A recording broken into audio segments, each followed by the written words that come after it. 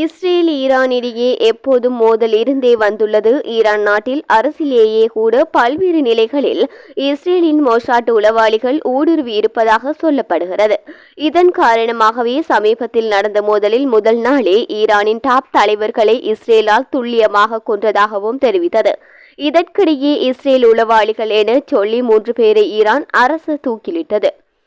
Israel Iran இடையே கடந்த 10 நாட்களுக்கு மேலாக மோதல் தொடர்ந்து வந்தது. ஒரு வழியாக நேற்று தான் இரு நாட்டு மோதல் முடிவுக்கு வந்தது. இரு நாடுகளுமே போர் நிறுத்தம் செய்ய ஒப்புக்கொண்டன. இதனால் மெல்ல அமைதி திரும்பும் என்றே எதிர்பார்க்கப்படுகிறது.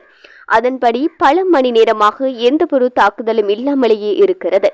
இதற்கிடையே ஈரான் நாட்டில் இப்போது 3 பேர் தூக்கிலிடப்பட்டுள்ளனர். இஸ்ரேலின் மொசாட் அமைப்பிற்காக உளவு பார்த்ததாக சொல்லி 3 பேரை ஈரான் அரசு தூக்கிலிட்டுள்ளது.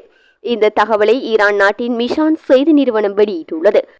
கடந்த 12 நாட்களாக இஸ்ரேல் ஈரான் இடையே மோதல் தொடர்ந்தது. அமெரிக்க அதிபர் ட்ரம்ப் தலையிட்டதை தொடர்ந்து இந்த மோதல் ஒரு வழியாக நேற்று தான் முடிவுக்கு வந்தது.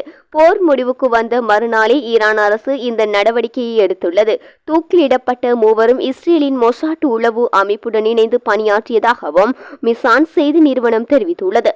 ஈரான் நாட்டின் முக்கிய புள்ளி ஒருவரை கொல்ல பயன்படுத்தப்பட்ட உபகரணங்களை கடத்தியதாகவும் கூறப்பட்டுள்ளது.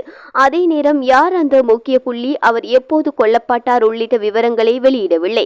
இது தவிர இஸ்ரேலுடன் தொடர்பு இருப்பதாக கூறி சுமார் 700 பேர் கைது செய்யப்பட்டுள்ளதாக அரசுக்கு சொந்தமான நூர் நியூஸ் தெரிவித்துள்ளது.